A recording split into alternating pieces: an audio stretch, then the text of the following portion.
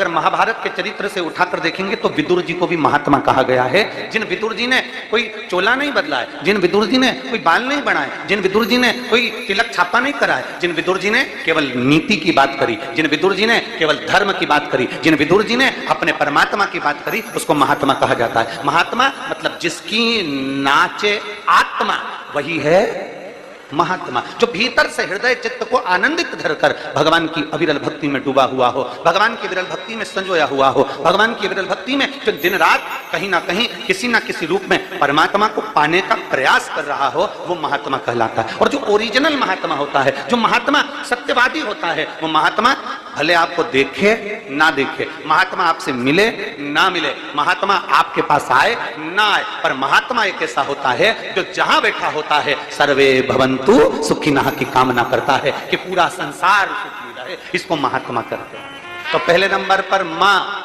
दूसरे नंबर पर महात्मा और तीसरे नंबर पर परमात्मा। परमात्मा मेरा देवाधिदेव महादेव, मेरे राम, मेरे कृष्ण, मेरे शिव, मेरे शंकर, मेरे ओघड़दानी, मेरा शंभु, मेरा त्रिकालदर्शी, मेरा कैलाशी अविनाशी, मेरा कालों का काल महाकाल राजा एक ऐसा है जो आपको देखे भी ना, आपसे मिले भी ना, आप उसकी चौखट पर भी ना पहुंचे, आप उसके मंदिर में भी ना पहुंचे, आपने एक लोटा जल शिव को समर्पित भी नहीं करा, अगर केवल उसके मंदिर के सामने से भी निकल कर चले जाते हो तो भी वो करुणा कर देता है। ऐसा होता है परमात्मा।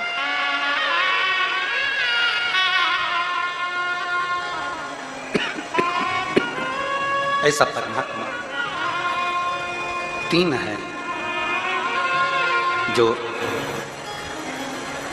बिना देखे ही, तीन है जो बिना समझे ही, तीन है जो बिना सोचे ही, तीन है जो बिना विचार करे ही आपको प्रदान करते रहते हैं। पहले नंबर पर मां, दूसरे नंबर पर महात्मा और तीसरे नंबर पर परमात्मा, जो देना जाने, जिन्होंने केवल देना सीखा। आप कोई बहू ऐसी होती है कि कोई बहू ऐसी होती है जो सास का सम्मान भी नहीं करती, कोई बहू ऐसी होती है जो सम्मान नहीं कर पाती। अब जो बहू सास का सम्मान नहीं करती तो ईमानदारी से बोलो, एक विचार करिएगा, जिसकी बहू सास का सम्मान नहीं करती, क्या वो सास अपनी पूरी जेवर, अपनी पूरी जायदाद, अपनी पूरी प्रॉपर्टी क्या पड़ोसी को दे जाती है? जम के बोलो जरा, अरे बोलो तो, देगी नहीं। किसी बूढ़ी माँ से कह दो तुम्हारी बहू तुम्हें नहीं पूछती तो तुम्हारी प्रॉपर्टी तुम पड़ोसी को दे दो, तुम्हारा हार उतार के पड़ोसी को दे दो, तुम्हारे हाथ की चूड़ी पड़ोसी को दे दो, फिर भी बूढ़ी माँ कभी नहीं देगी, क्योंकि माँ होती है, बहू, बेटा, नातेदार, रिश्तेदार, कुटुंब, कबीला चाहे कितने भी ताने दे ले तो भी माँ अपनी पूरी प्रॉपर्टी अपने बहू और बेटों को ही देकर जाती है, क्योंकि वो माँ है। उसके भीतर पाप कर्म नहीं है, उसके भीतर कपट नहीं है, उसके भीतर छल नहीं है, उसके भीतर प्रपंच या दिखावा नहीं है। वो तो केवल एक भाव से, शुद्ध भाव से देना जानती है, और वो मां, एक परमात्मा, एक महात्मा। महात्मा और परमात्मा का भी यही लक्षण है कि वो जो कुछ उंडेलना चाहते हैं, जो कुछ देना चाहते हैं, वो सर्वस्व आपको प्रदान करना चाहते हैं। घर के बुजुर्ग, माता पिता केदारनाथ, यमुनोत्री, गंगोत्री की यात्रा करने जा रहे हैं।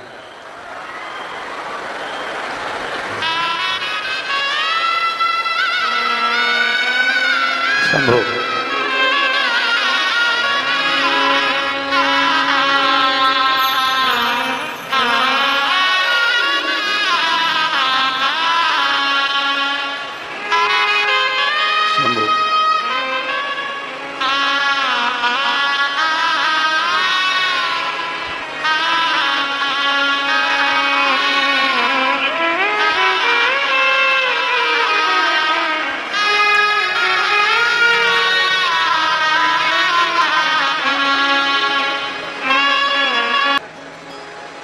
आप जरा विचार करिएगा, यमुनोत्री, गंगोत्री, बद्रीनाथ की यात्रा करने चले तो बच्चे उनको देख रहे हैं,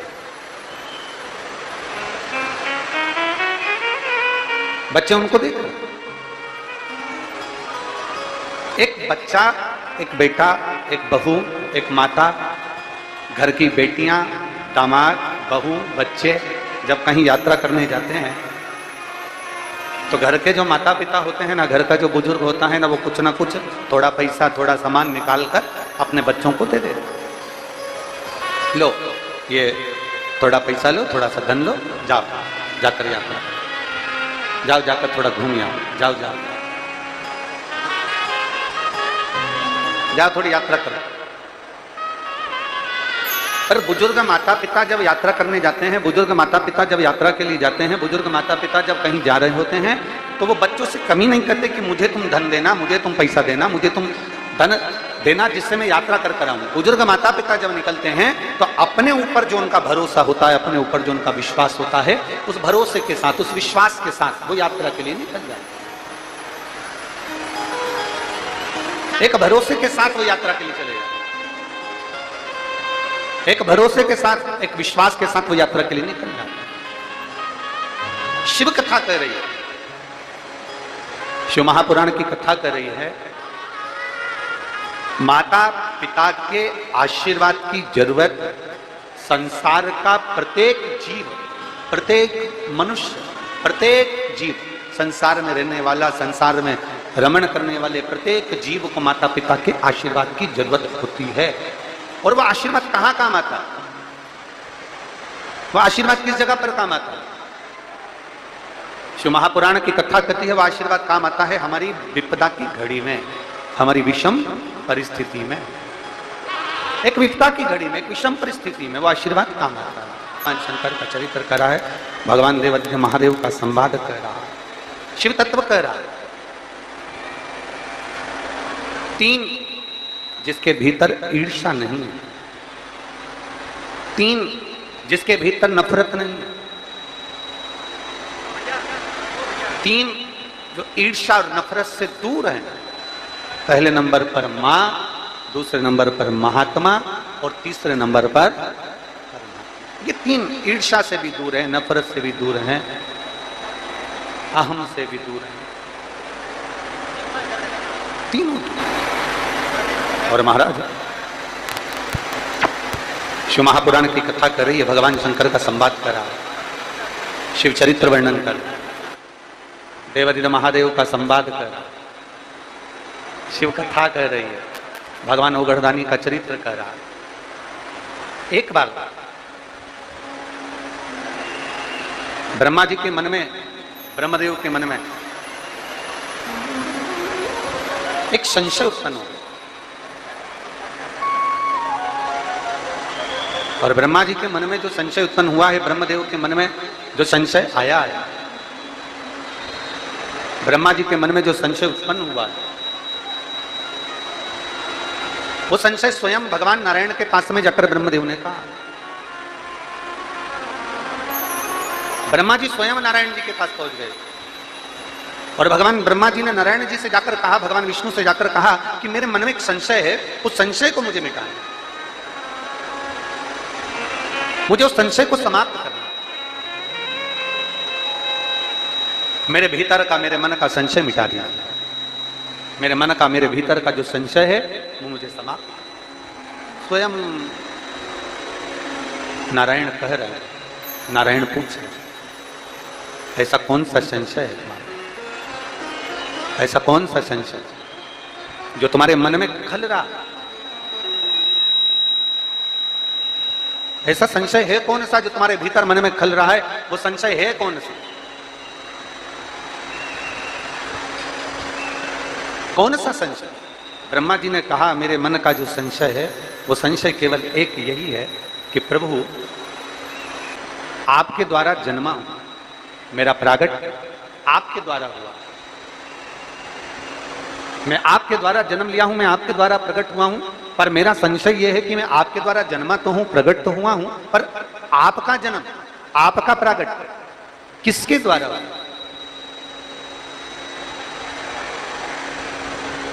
आपका जन्म, आपका प्रागट किसके कारण हो, मुझे वो जानना।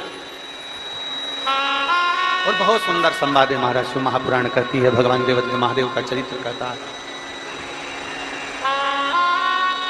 भगवान देवाधिदेव महादेव का चरित्र कहता है, जब मन में हृदय में अगर थोड़ा सा भी संशय आपके अंदर आए, शिव महापुराण की कथा कहती है, भगवान शंकर का चरित्र कहता है, देवादिदेव महादेव का चरित्र कहता है, मान लो आपके अंदर अगर थोड़ा भी संशय आए, थोड़ा सा भी संशय अपने भीतर प्रकट हो, एक अंश भी अगर संशय हमारे भीतर है, तो शिव महापुराण की कथा कहती है उस संशय को मिटाने के लिए सबसे पहले देवादिदेव महादेव के पास में जाओ। थोड़ी सी भी विषम परिस्थिति चल रही है, थोड़ा भी तकलीफ चल रही है, थोड़ा भी कष्ट आया है जीवन में, थोड़ा भी दुख, थोड़ी भी तकलीफ, थोड़ा भी दर्द, थोड़ा भी कष्ट अगर आपके जीवन में आया है, तो शिव महापुराण की कथा कहती है सबसे पहले भगवान शंकर की शरणागति में जाए, भगवान शिव के पास जाए। सबसे पहले भगवान शिव के पास पहुंचे और भगवान शंकर के पास जाकर अपने हृदय से, अपने दिल से, अपने मन से, अपने भाव से भगवान शिव को अपने मन की बात देवादिदेव महादेव को कहना प्रारंभ करें।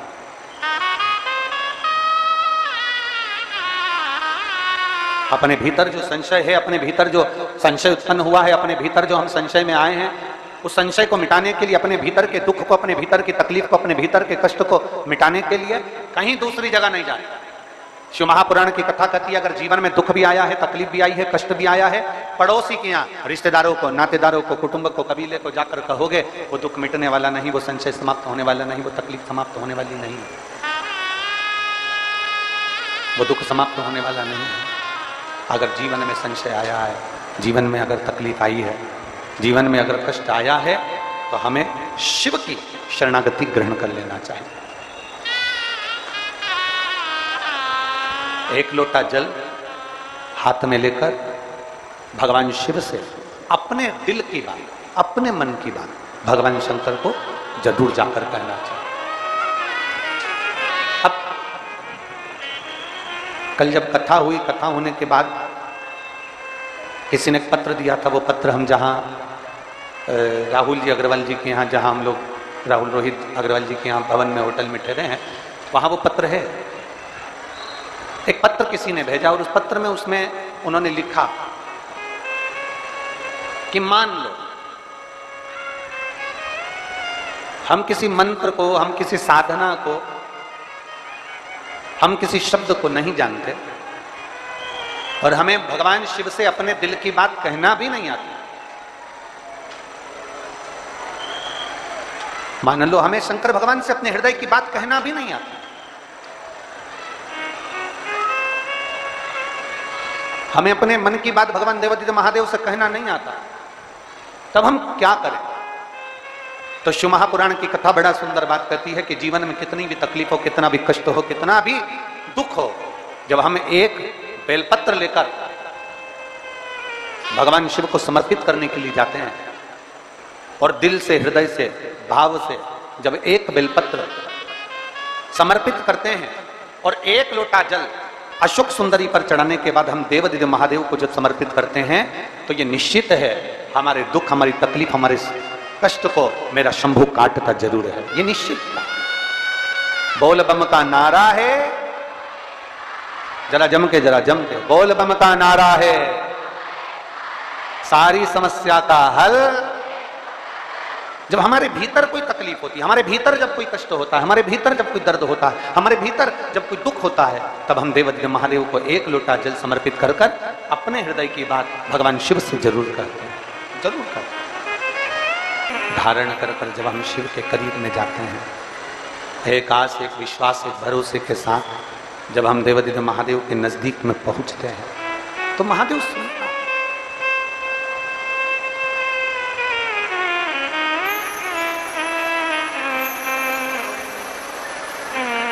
जीने के लिए श्वास का होना जरूरी है। पूरे विदिशा वालों एक बात को अपने भीतर उतार लीजिए, जीने के लिए श्वास का होना जरूरी है और परमात्मा को पाने के लिए विश्वास का होना जरूरी है।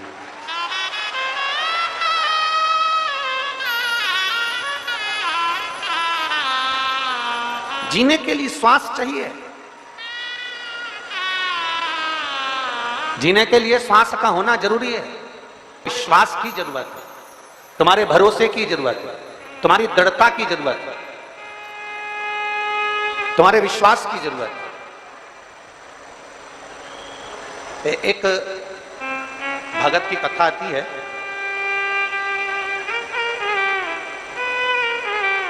उसको नानुमा भगत कहते हैं।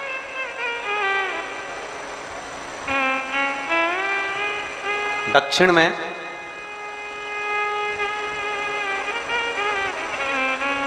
जिस शहर को हम लोग चेन्नई कहते हैं आज के समय में, उसी के पास में एक नगर था, एक गांव था, जहां पर नानुमा एक भगत रहता था, भगवान शिव का परम भगत था। बहुत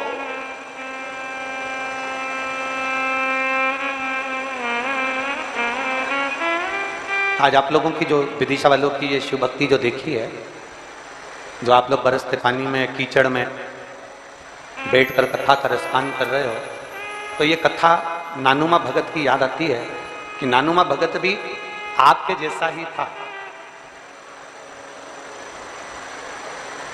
ना तो वो बारिश देखता था, ना वो ठंड देखता था, ना वो गर्मी देखता था। केवल एक लक्ष्य लेकर भगवान शिव के धाम जाया करता था, भगवान शंकर की शरणागति की ओर बढ़ता था। एक लक्ष्य। नानु दक्षिण में जिस शहर का नाम आज के समय में आप लोग चेन्नई कहते हो, मद्रास कहते हो, उसके नजदीक में एक छोटा सा गांव था। उस गांव में एक नगर में एक नानुमा भगत रहता था। बहुत छोटी सी अवस्था, बहुत छोटी।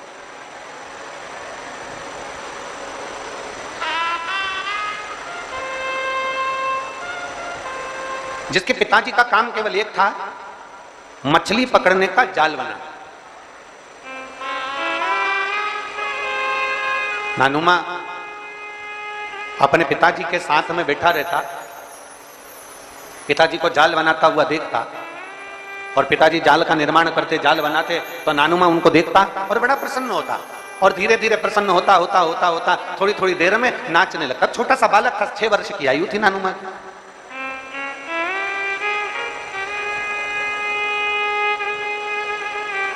बहुत छोटी सी अवस्था, 6 वर्ष की अवस्था है। 6 वर्ष की अवस्था में नानुमा ने जाल बनाते हुए देखा, और जाल बनाते बनाते देख नाच, बड़ा प्रसन्न हुआ, बड़ा खुश हुआ, नाच रहा है, आनंद कर रहा है। अब पिताजी का ध्यान नानुमा पर गया। जाल बनाते हुए, मछली पकड़ने के जाल को बनाते बनाते पिताजी का ध्यान नानुमा के ऊपर गया। पिताजी का ध्यान, और पिताजी ने पूछ लिया, जैसे पानी गिर रहा है, बारिश हो रही है, आप लोग छाता लगाए, पन्नी लगाए, नीचे जमीन पूरी गीली हो रही है, तो भी आप लोग, आपका ध्यान शिव महापुराण में लगा हुआ है, आपका ध्यान शंकर की ओर लगा हुआ है। अब नानुमा, पिताजी जाल बना रहे हैं, पिताजी मछली पकड़ने के जाल का निर्माण कर रहे हैं। नानुमा उनको जाल बनाता हुआ देखकर थोड़ी देर में खुश हो जाता, थोड़ी देर में नाचने लगता, थोड़ी देर में प्रसन्नचित होकर आनंदित हो। बड़ी प्रसन्नता नानुमा के अंदर थी, बड़ी प्रसन्नता।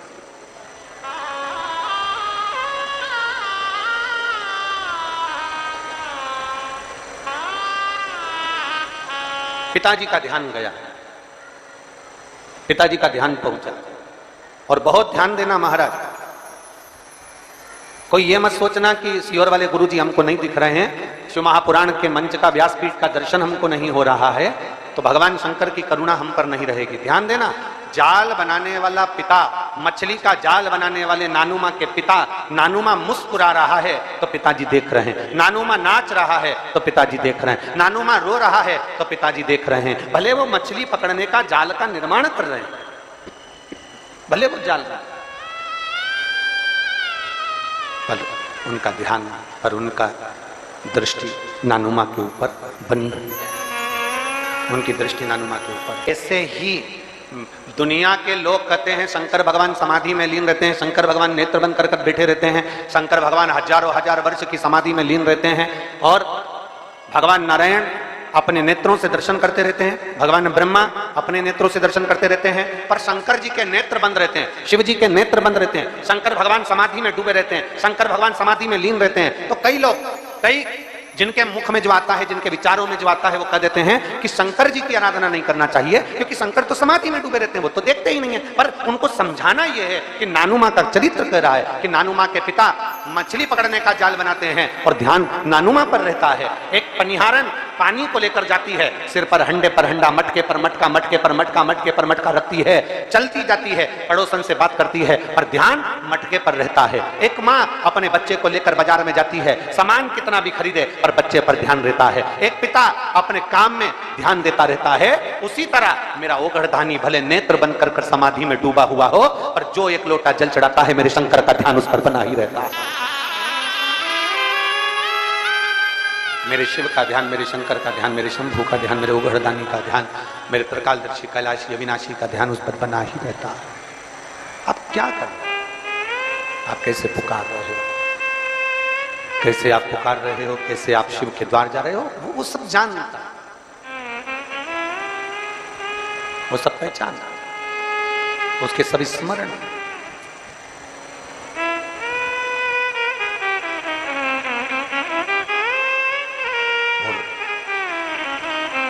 मछली पकड़ने का जाल बनाते बनाते पिताजी ने पूछ लिया,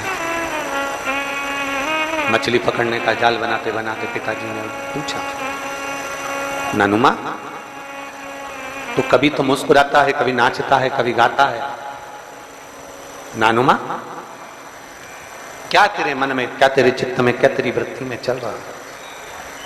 कभी तो तू नाच रहा, कभी तो तू गा रहा, कभी तो तू झूम रहा, क्या तेरे मस्तिष्क में, क्या तेरी बुद्धि में, क्या तेरे चित्त में चल रहा? तेरी बुद्धि में चल क्या, तेरे मन में चल क्या? शिव भक्त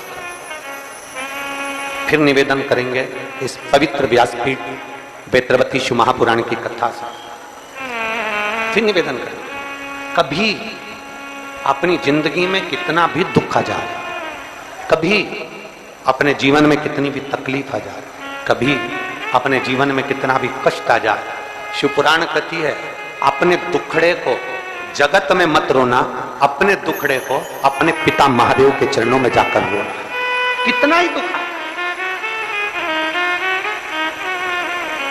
कितनी भी तकलीफ आए, कितना भी कष्ट आए, कितना भी दर्द हो, कितनी भी तकलीफ हो, कितना भी दर्द हो, कितनी भी तकलीफ हो, कितना भी कष्ट हो, अगर जाकर कहना तो भगवान देवाधिदेव महादेव के चरणों में जाकर बोलोगे तो वो दुनिया के दुख मिटाने वाला एक दिन तुम्हारे भी दुख जरूर मिटाएगा। पर अभी कथा में कहा कि दो चीजें ध्यान रखना, जीवित रहने के लिए श्वास का होना जरूरी है और परमात्मा को पाने के लिए विश्वास का होना जरूरी है। विश्वास है तो परमात्मा, मानो तो मैं गंगा मां हूं और ना मानो तो बहता,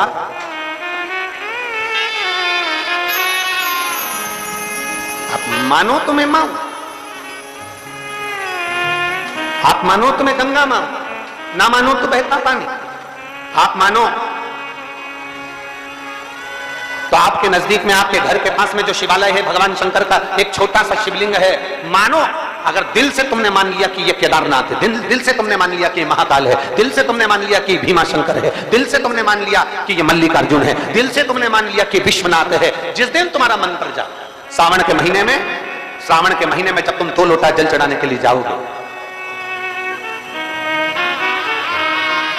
श्रावण के महीने में जब तुम 2 लोटा जल चढ़ाने के लिए जाओगे और 2 लोटा जल तक तुम अपने हाथ में लेकर चढ़ाओगे, जिस दिन तुम्हारा चित्त में मन में आ जाए कि आज मैं विश्वनाथ नहीं गई हूं, मैं सावन के महीने में मैंने विश्वनाथ का दर्शन नहीं करा है, सावन के महीने में मैं काशी नहीं गई, सावन के महीने में मैं गंगा के घाट पर नहीं गई, जिस दिन सावन के महीने में तुम्हारे मन में आ जाए, 2 लोटा जल लिया, शंकर जी को चढ़ाते हुए अपने मन में विचार कर लिया कि मेरे विश्वनाथ, मैं तुम्हारे दरवाजे तो नहीं आ सकती, पर मेरे जल में अगर बल होगा तो इस जल को आप वहां से यहां आकर स्वीकार कर लो, वो भी चालू कर दो। श्रावण के पूरे महीने 2 लोटा जल अपने घर से लेकर जाओ और अपने घर से जब जल लेकर जाओ तो ये विचार कर कर जाना, आज मैं शिव को काशी में, आज मैं शिव को केदार में, आज शिव को अमरनाथ में, आज शिव को भीमा शंकर में, आज शिव को मल्लिकार्जुन में। और फिर निवेदन करूंगा, जिस बहन को 19 और 20 साल तक भी औलाद नहीं हुई हो तो कृष्णेश्वर महादेव का नाम लेकर 2 लोटा जल तुम्बकेश्वर महादेव का नाम लेकर चढ़ा कर देखना, सावन के बाद में बाबा संतान जरूर देगा, झोली जरूर भरेगा।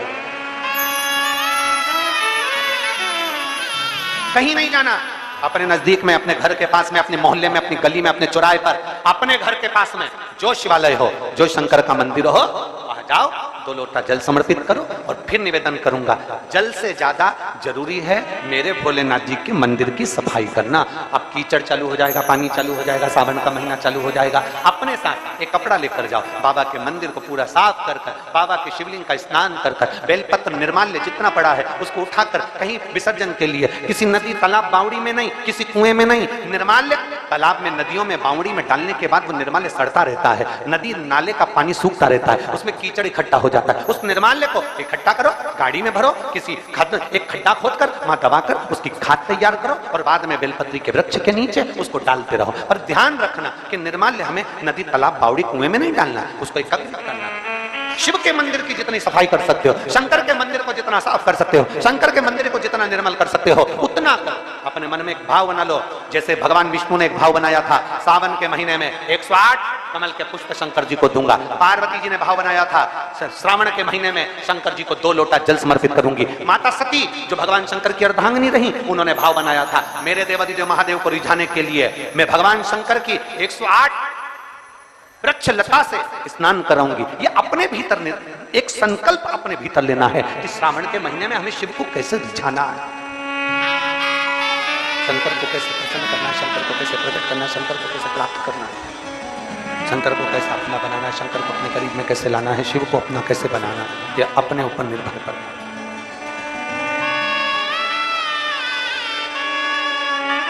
दृढ़ता, अपने भीतर की दृढ़ता शिव के करीब में लाते। एक पत्र है, देखिए,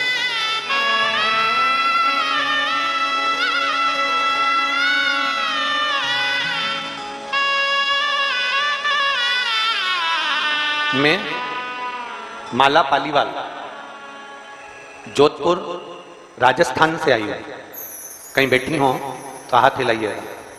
मैं माला पालीवाल जोधपुर राजस्थान से आई हूं, कहीं बैठी हो तो अपना हाथ हिला सकती हैं। माला पालीवाल जोधपुर से। पत्र को आप एलईडी पर, आस्था चैनल पर आप ही हैं, ऐसे हाथ हिला दो एक बार। श्री शिवाय नमस्तुभ्यं। बच्चा आया है साथ में, लिया लिया।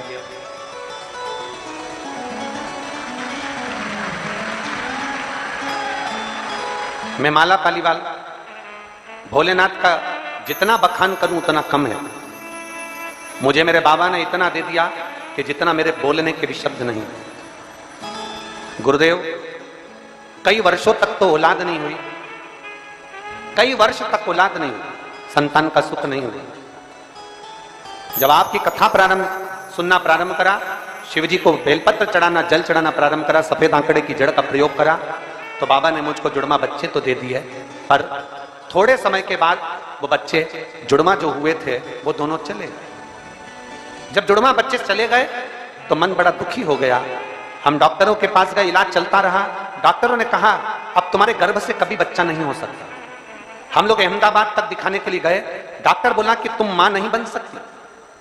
आप पत्र को एलईडी पर पढ़ेंगे तो उसमें लिखा, अहमदाबाद तक दिखाया तो डॉक्टर ने बोला कि तुम मां नहीं बन सकती। फिर मैं बाबा देवादिदेव महादेव का क्या गुणगान करूं गुरुदेव? आपके कहे अनुसार कंकर में शंकर बसता है, ये विचार कर कर आप कहते हो नर्मदा का एक कंकर शंकर है, कुबरेश्वर धाम का कंकर शंकर है। मैं सीहोर भी आई, होशंगाबाद भी गई, वहां से मैंने नर्मदा का कंकर ले लिया, उस कंकर को मैं अपने घर ले गई और कुबरेश्वर धाम का कंकर और नर्मदा के कंकर को रखकर उसका पूजन करने लगी। गुरुदेव, बाबा का 108 बार श्री शिवाय मंत्र का जाप करती, बेलपत्र चढ़ाती, तुम रूपा जी का नाम का स्मरण करती, मेरा गर्भ नहीं ठहरा, बहुत दिन निकल गए। बाबा, शिव कृपा किसको कहते हैं?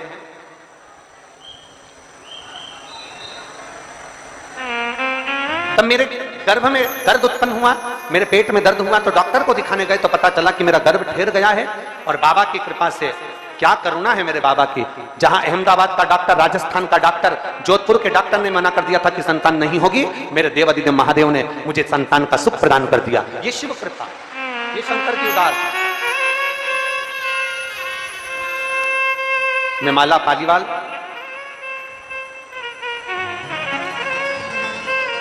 शिव कृपा, इसी को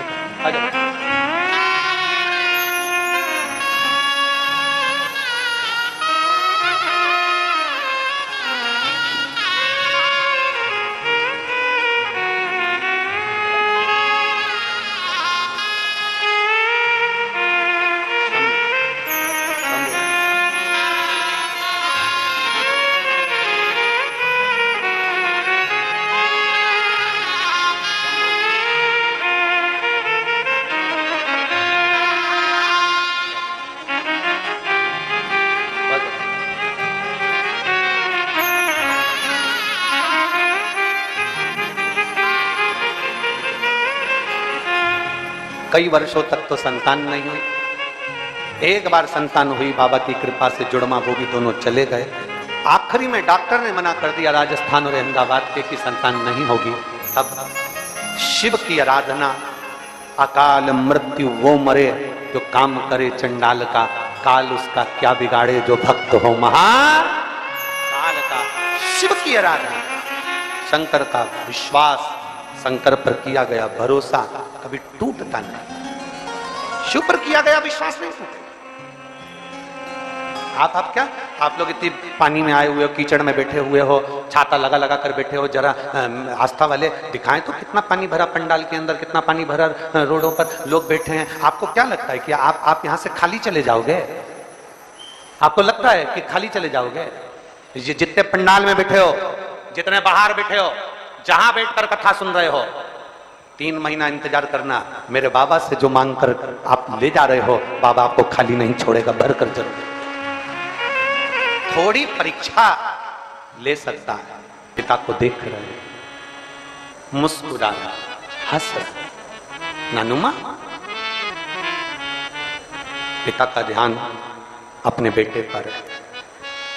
तुम कहां बैठे हो, कहां बैठकर भजन कर रहे हो, कैसे तुम शिव जी के मंदिर में जल चढ़ा रहे हो, तुम्हें कोई अंदाजा ना रहे, पर तुम्हारा जो पिता है, तुम्हारा जो देव अधिदेव महादेव है, उसकी दृष्टि तुम पर जरूर बनी हुई है कि मेरा भक्त कहां बैठा,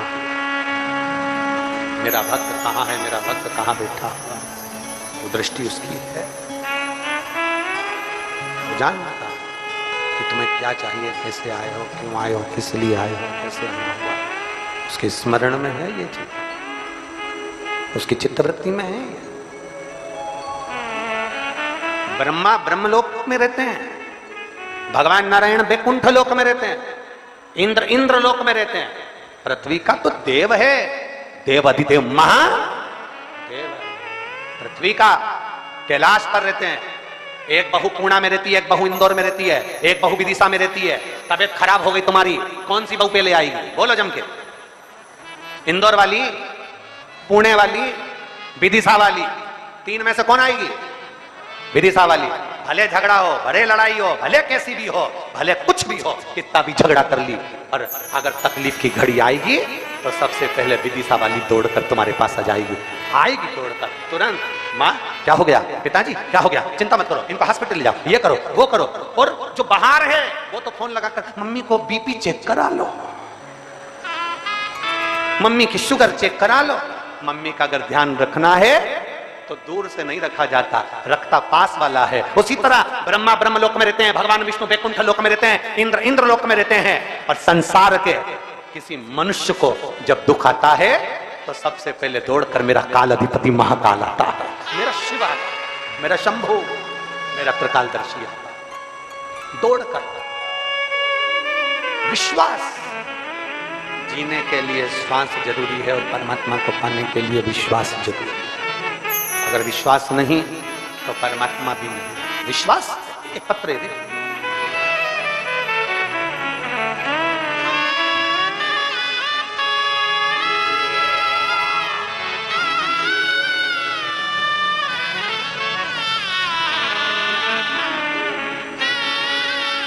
मेरा नाम पिंकी कुशवाहा है, मेरे पति का नाम धर्मेंद्र कुशवाहा है। मेरा पता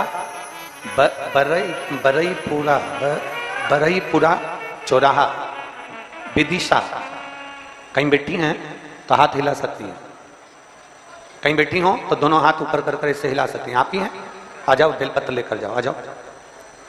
मेरा नाम पिंकी कुशवाहा है, मेरे पति का नाम धर्मेंद्र कुशवाहा है। मेरा पता बरईपुरा चौराहा विदिशा है। मेरी बड़ी बेटी ऑपरेशन से हुई, उस ऑपरेशन के बाद में मैं ठीक तो थी, और 18 साल बाद, मेरी बेटी के जन्म को देने के 18 साल बाद मेरे पेट के टांके पक गए। तब पके जब बेटी 18 साल की हो गई, तब मां के पेट के टांके पक गए। टांके पटे में जब पके, इन्फेक्शन हो गया, और जांच कराई, सोनोग्राफी में आया कि गठान हो गई। गठान हुई, भोपाल में दिखाया, ऑपरेशन का बोल दिया। मेरे पहले से तो ऑपरेशन हुए थे, डॉक्टर ने कहा यह गठान साधारण नहीं है, इसका ऑपरेशन जरूरी है। अब करें तो करें क्या? गठान भी साधारण नहीं है और ऑपरेशन भी करना जरूरी है। भोपाल के डॉक्टर बोले ये गठान जांच के लिए भी जाएगी और ये गठान कोई ठीक नहीं। अब मैं क्या करूं? तब मेरे पति ने कहा तुम चिंता मत करो, टीवी पर कथा आती है, वो सीहोर वाला महाराज कथा है कि रुद्राक्ष पानी में गलाकर शिव को चढ़ाकर अगर उसका जल पिया जाता है तो ठीक होते हैं लोग। मैंने टीवी में देखा, अपन भी सीहोर जाते हैं। मेरे पति कुबेरेश्वर धाम गए 10 अगस्त को, पहली बार वो कुबेरेश्वर धाम पहुंचे, वहां से रुद्राक्ष लाए। मैं पति और मैं दोनों ने शंकर जी के मंदिर में जाना प्रारंभ करा, जल चढ़ाते, पशुपति व्रत करते।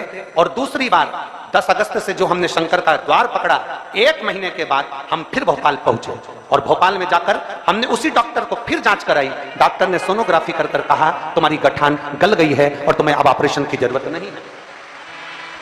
ये तो शुभ नहीं। रामचरितमानस में तो तुलसी बाबा जी ने लिख दिया शंकर विश्वास रूपिणो, शिव विश्वास है, शंकर विश्वास का प्रतिबिंब है, शंकर विश्वास का स्वरूप है। जिसने पाया, ब्रह्मा जी का भगवान शंकर के प्रति विश्वास नहीं था।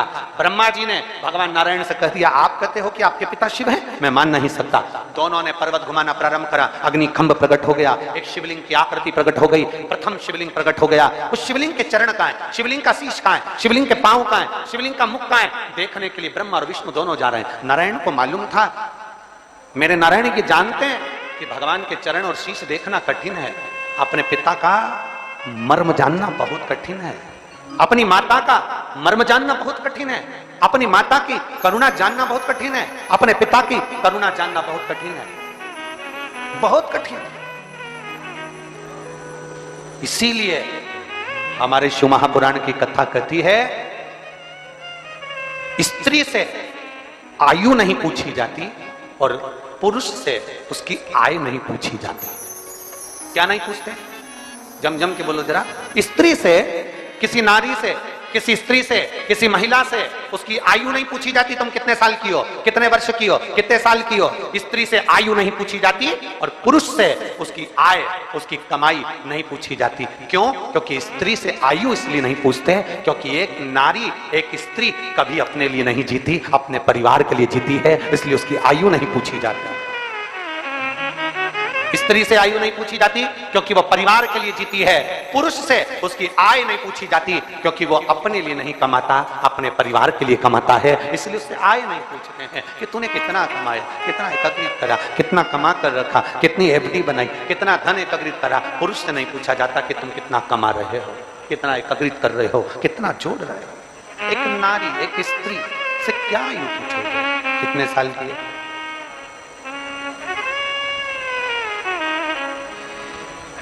कितने वर्ष। काशी जाओ ना, कभी वाराणसी जाओ, काशी जाओ, तो काशी में अगर तुमको कोई बहुत बुजुर्ग महिला मिल जाए, बहुत बूढ़ी, तो काशी में जाओ और उस महिला से पूछना कि तुम्हारी उम्र कितनी है। 80 साल की होगी, 85 साल की होगी, 90 साल की होगी। कभी काशी जाओ, वाराणसी जाओ तो किसी बूढ़ी माँ से पूछना तुम्हारी उम्र कितनी है, तो वो तुरंत कहती है तुझे बूढ़ी दिख रही हूं, अभी मैं बूढ़ी नहीं हूं, अभी तो मेरे भोले बाबा को जल चढ़ाने के लिए मैं जवान की जवान बनी हूं, मैं बूढ़ी नहीं हूं।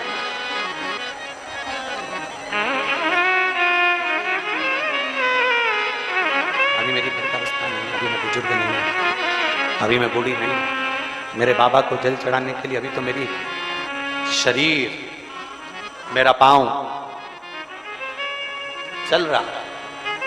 नानुमा को पिता ने देखा,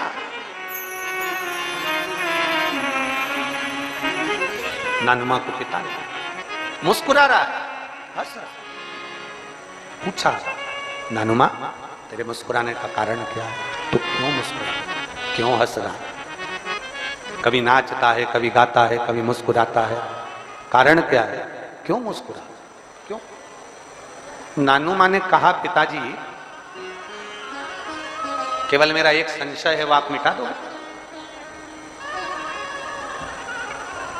पिताजी ने कहा क्या संशय? मेरा संशय केवल इतना है, आप मछली पकड़ने का जाल बनाते हो और उसमें मछली पकड़ा जाती है, आप जाल बनाने का काम करते हो, जाल खरीदने वाले आते हैं, जाल खरीदते हैं, मछली पकड़ते हैं। पिताजी, मैं आपके साथ रोज शिवालय में जल चढ़ाने के लिए जाता हूं। आज मैं आपसे निवेदन करना चाहता हूं, क्या पिताजी मछली पकड़ने का जाल बाजार में मिलता है? क्या पिताजी देवाधिदेव महादेव को पकड़ने का जाल भी क्या बाजार में मिल सकता है?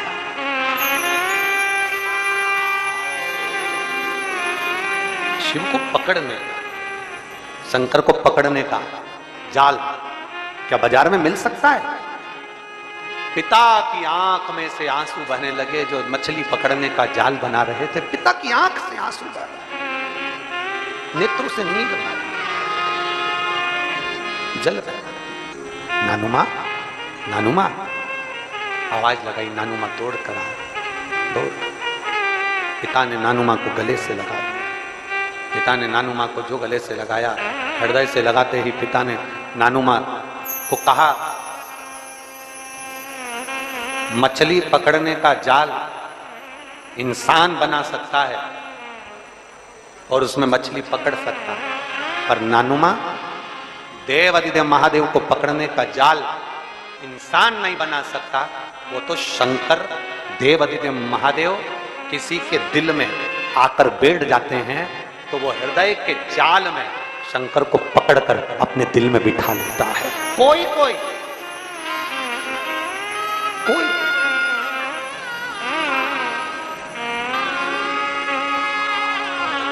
किसी किसी ने शिव को हृदय से पकड़ लिया, किसी किसी ने शंकर को हृदय से पकड़ लिया, किसी किसी ने शिव को हृदय से पकड़ लिया।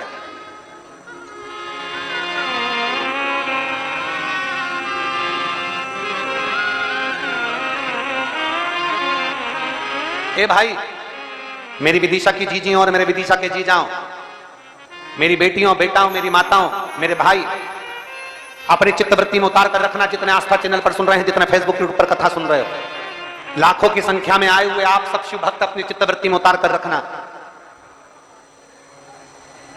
दुनिया के लोग कहते हैं वो छोरे ने मेरी छोरी को अपने काबू में कर रखा है। कोई कहता है उस छोरी ने छोरे को काबू में कर रखा है। कोई कहता है कि मेरी बहू ने मेरे बेटे को काबू में कर रखा है। कोई कहता है मेरे बेटे ने बहू को काबू में कर रखा है।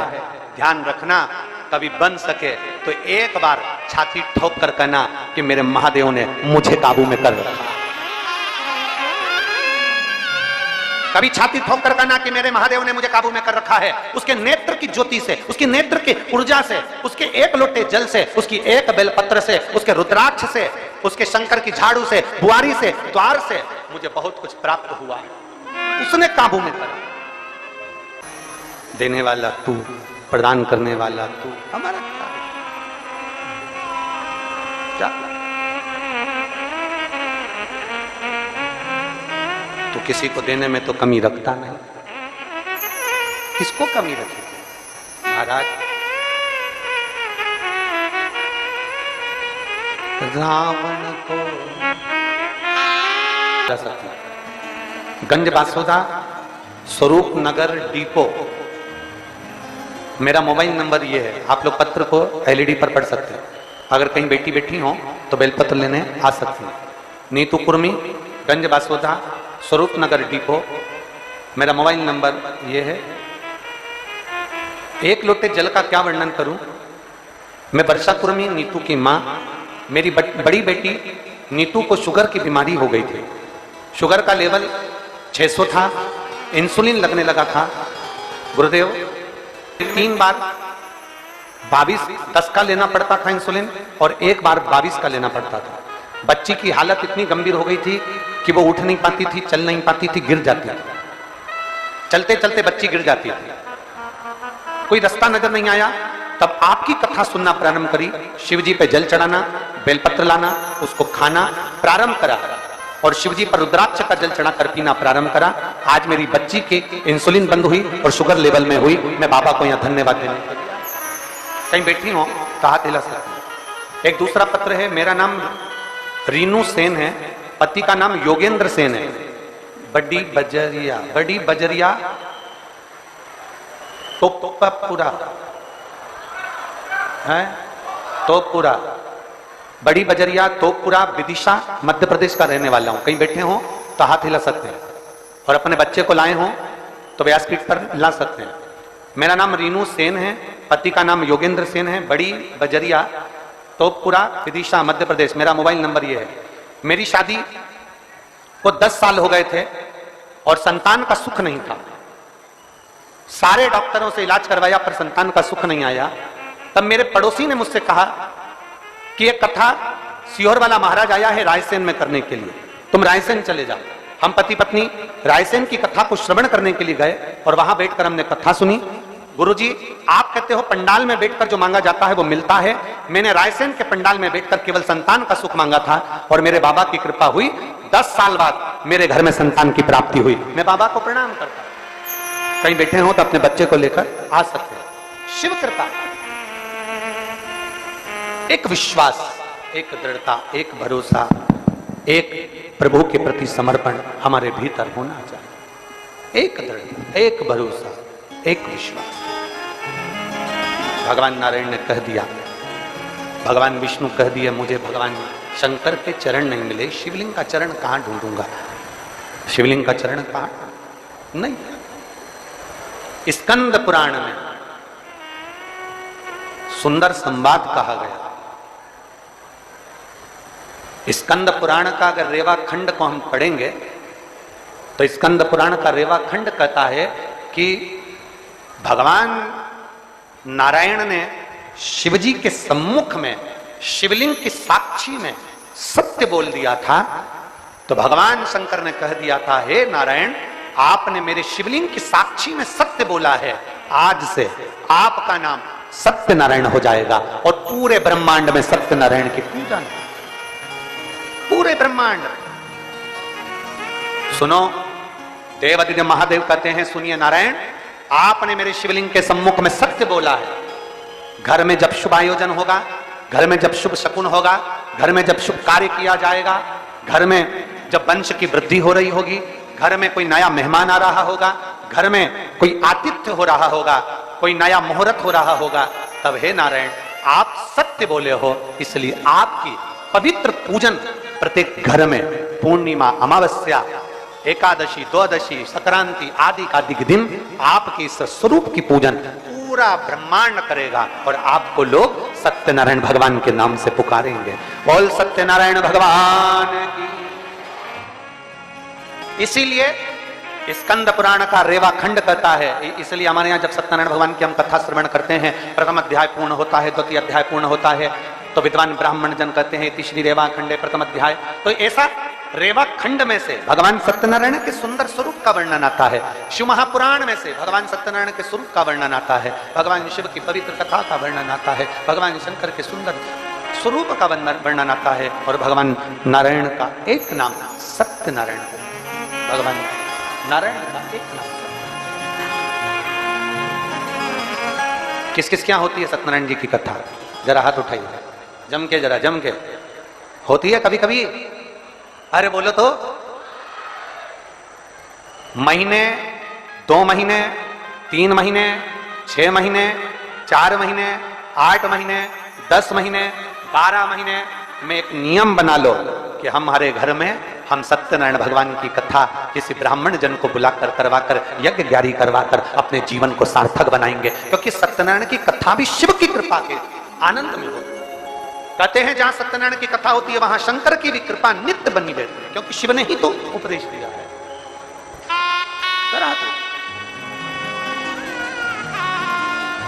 हमारे यहाँ तो माताएं बड़ा सुंदर सुंदर भजन भी गाती हैं सत्यनारायण जी का। एक बहुत पुराना भजन स्मरण मेरी माताएं एकांत में बैठकर सुनाती रहती हैं। श्री सत्यनारायण महाराज और दाक चिरौंजी को भोग लगे श्री मेवा को।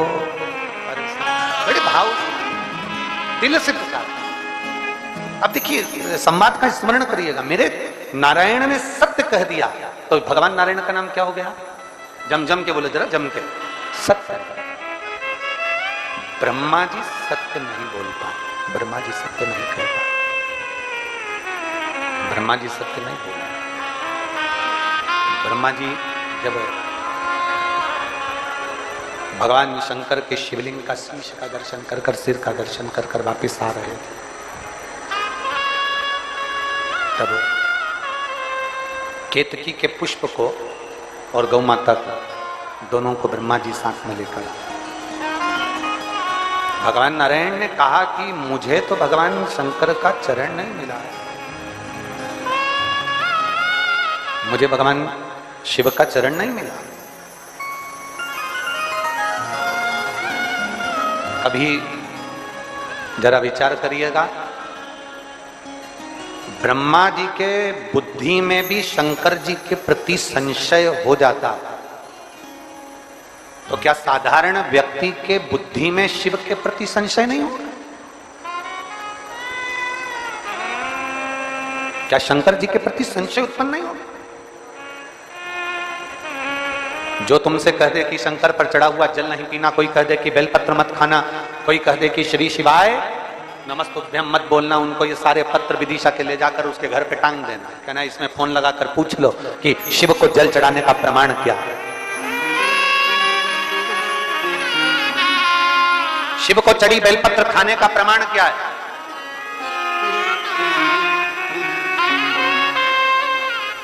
शंकर भगवान की अविरल भक्ति का बल क्या है, उसको बोलो।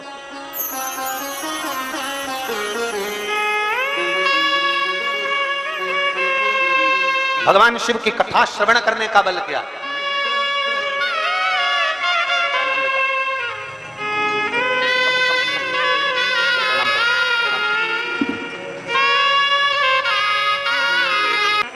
ब्रह्मा जी के मन में संशय उत्पन्न हो गया, ब्रह्मदेव के हृदय में संशय उत्पन्न हो गया, ब्रह्मा जी की चित्तवृत्ति में संशय उत्पन्न हो गया। कह दिया ब्रह्मा जी ने मैं नहीं मानता ये आकाशवाणी झूठी है। आकाशवाणी होकर कह रही है कि ब्रह्मा झूठ बोल रहे हो, ब्रह्मा तुम असत्य बोल रहे हो, ब्रह्मा तुम झूठ बोल रहे हो, असत्य। और फिर निवेदन है, पूरी जिंदगी दुनिया के लोग असत्य बोलते रहे, झूठ बोलते रहे, मरने के बाद जब उसको अर्थी पर लेटा कर ले गए तब दुनिया के लोगों ने कहा राम नाम सत्य है। हमारी तो शिव महापुराण की कथा कहती है कि दिवाली मिलने जाओ तो जाते से ही हैप्पी दिवाली मत कहो, डायरेक्ट कहो सेठ जी राम नाम सत्य है। थोड़ा सा सेठ जी को भी करंट लग जाएगा और तुरंत बोलेगा क्या रे, क्या मेरा बुरा चाहता? नहीं, पूरा जीवन झूठ में निकल गया, असत्य में निकल गया, छल प्रपंच और कपट में निकल गया। एक मौका मिला है सत्य बोलने का, जीते जी सत्य बोल लो, उससे बढ़कर कोई पूंजी नहीं।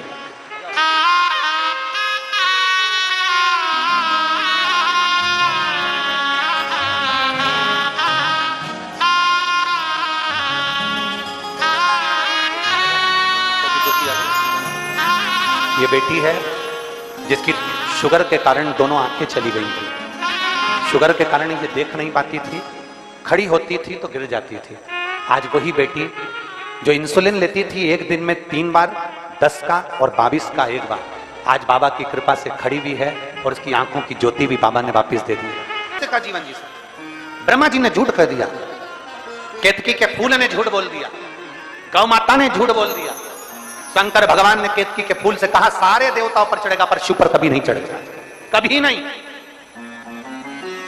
गौ माता तो झूठ बोली है मेरे सामने, तेरा पूरा शरीर पुजाएगा। कन्यादान, वस्त्रदान, मुद्रादान, स्वर्णदान, अन्नदान, सारे दान आगे से होंगे पर गौदान पीछे से होगा, गाय की पूंछ पकड़कर किया जाएगा, क्योंकि तू झूठ बोल गई मेरे सामने।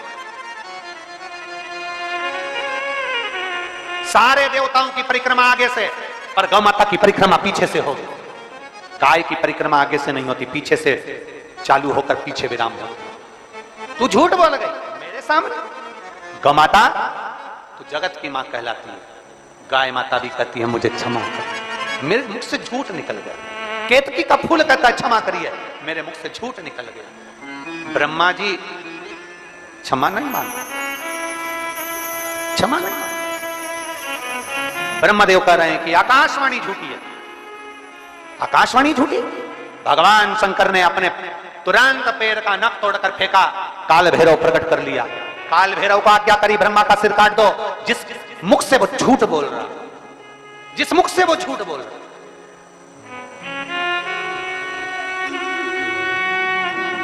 ब्रह्मा जी के सम्मुख में काल भैरव प्रकट हो गए। काल भैरव ने अपना हाथ की उंगली का नख तोड़कर फेंक कर ब्रह्मा जी के शीश को काट दिया। कटा हुआ सिर लुढ़कता लुढ़कता गया, उनके रक्त निकलता गया। कटा शीश भी झूठ बोलता रहा, झूठ बोलता। सत्य को प्रमाण की जरूरत नहीं होती, पर झूठ को प्रमाण चाहिए। सत्य एक दिन उजागर होता ही है, उसको कितना भी दबाया जाए। सत्य को कितना भी दबा ले, वो उजागर होगा। आज नहीं तो कल होगा, कल नहीं तो परसों होगा, आने वाली पीढ़ी को होगा, पर सत्य सामने जरूर आएगा। सत्य को कोई नहीं दबा सकता। चाहे दुनिया में कितना भी प्रपंच रच लो, चाहे दुनिया में कितना भी पाखंड रच लो, सत्य को दबाने के लिए तुम सारी पूरी जिंदगी निकाल देना, पर एक दिन सत्य सत्य होता है और सत्य दुनिया के सामने आता जरूर है। दब नहीं सकता, दम नहीं। कितना दबाओगे? सत्य को कितना झुकाने का प्रयास करोगे? सत्य को कितना दबाने का प्रयास करोगे? सत्य सम्मुख में आता है, प्रकट होता है, सामने आता है और आता है तो सत्य सहन नहीं हो पाता, जैसे ब्रह्मा से सहन नहीं हुआ।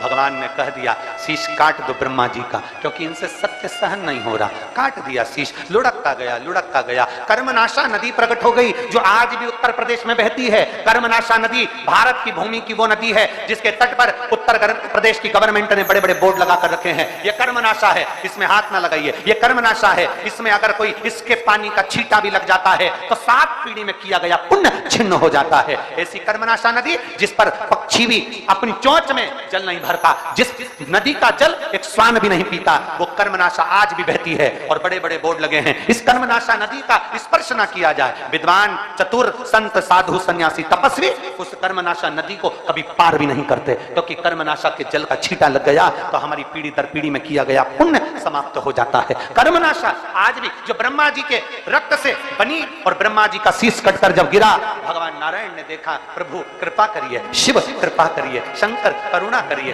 देवादिदेव महादेव ने पूछा, नारायण ब्रह्मा जी गलती करे और क्षमा तुम मांग रहे, क्यों, क्या कारण है?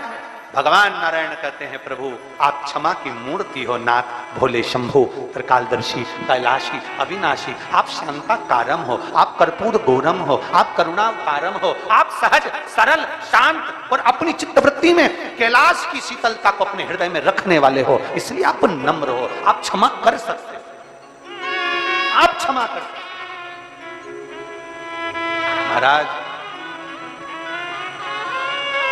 बहुत ध्यान देना, चाय में शक्कर डालना भूल गए कोई बात नहीं, कॉफी में शक्कर डालना भूल गए कोई बात नहीं, बेसन चक्की में शक्कर डालना भूल गए कोई बात नहीं, जलेबी में शक्कर डालना भूल गए कोई बात नहीं, हलवे में शक्कर डालना भूल गए कोई बात नहीं, पर इतना याद रखना अपनी जिह्वा में शक्कर डालना बंद मत कर देना। जिस दिन वाणी में शक्कर नहीं है उस दिन सब कुछ बेकार है।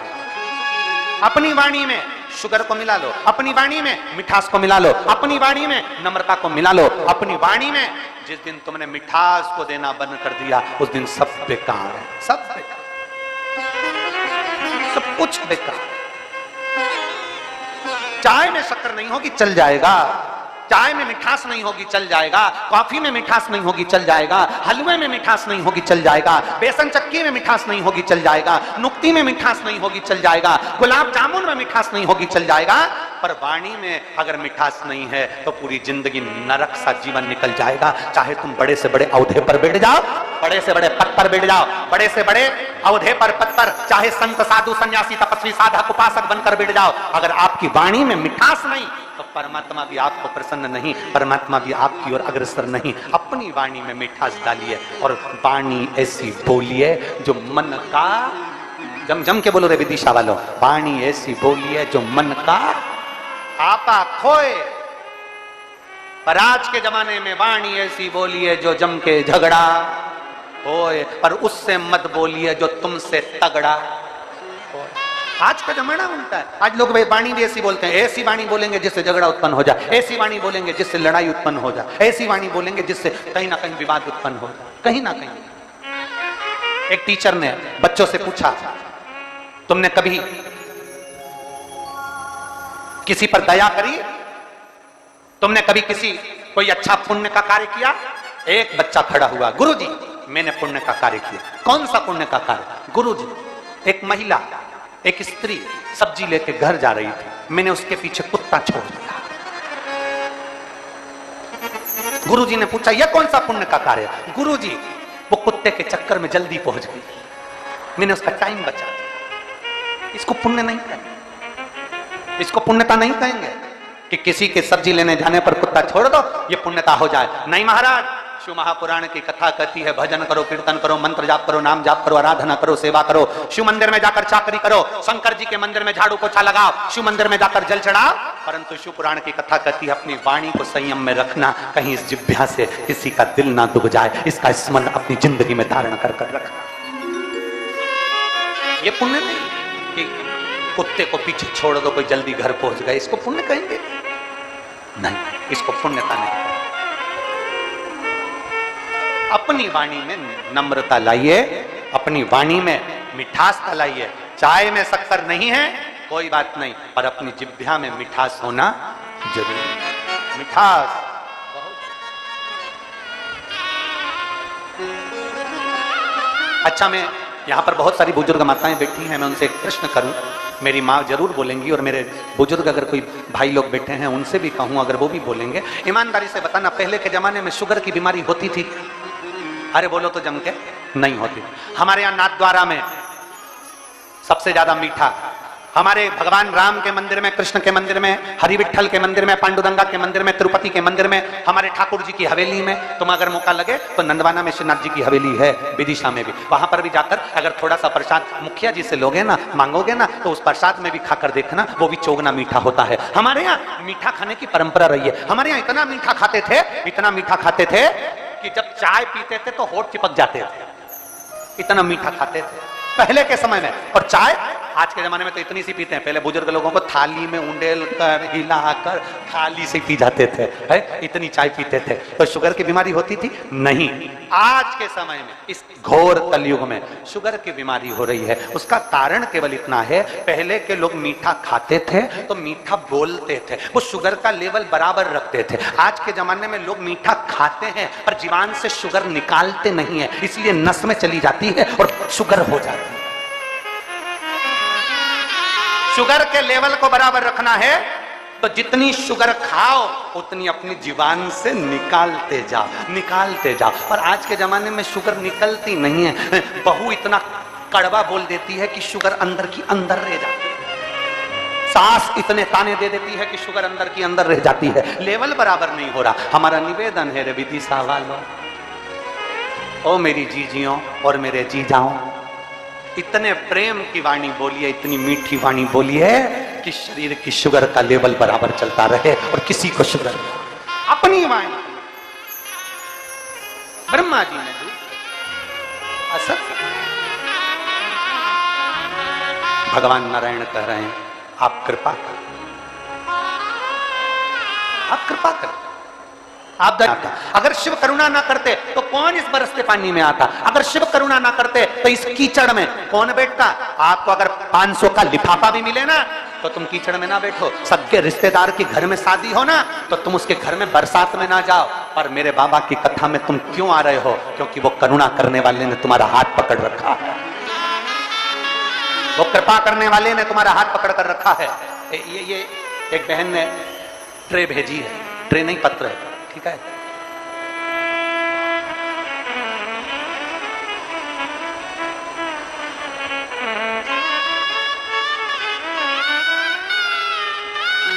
अब इसमें नाम तो कहीं शायद भूल गए, लेकिन लिखा है मेरा नाम सरोज राजपूत, महानीम चौराहा, सरोज राजपूत महानीम चौराहा शमशाबाद से आई हूं। कहीं बैठी हैं? कहीं बैठी हो तो हाथ हिला सकती हैं और बेलपत्र लेने आ सकती हैं। मैं सरोज राजपूत महानीम चौराहा शमशाबाद से हूं। एक बेलपत्र का क्या वर्णन करूं? गुरुदेव, पूरी जिंदगी दुख में निकली, इतना कष्ट था कि मैं किसके आगे जाकर रोऊं, तब आपकी कथा ने मुझे बल दिया। मैं शिव जी के मंदिर जाना प्रारंभ करी, शिव जी को एक लोटा जल चढ़ाना प्रारंभ करी, और बाबा ने मेरी मन की बात को सुन लिया। मेरे बड़े बेटे की जॉब लग गई, छोटे बेटे की जॉब लग गई, बेटों की शादी हो गई। 30 साल से किराए के मकान में रहती थी, बाबा ने मेरा खुद का मकान बनवा दिया। मैं बाबा को यहां प्रणाम करने, ये शिव सत्य।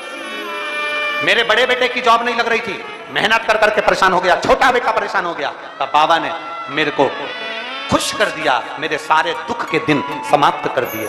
ये शिव है, ये ओघड़ी, ये शंभु, ये त्रिकालदर्शी। एक विश्वास मेरे शंकर के ऊपर करा गया, भरोसा दृढ़ता मेरे शिव के करीब में लेकर आती, मेरे शिव के पास।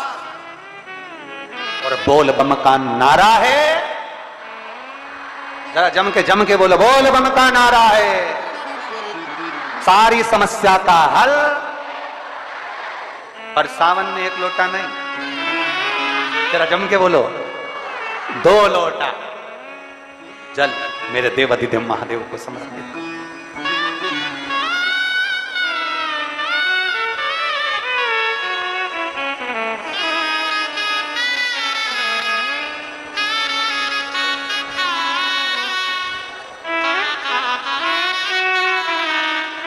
कोई खड़े मत होना, एक लाइन गाएंगे, उसके बाद वापस कथा चालू करेंगे। कोई भी नहीं खड़ा।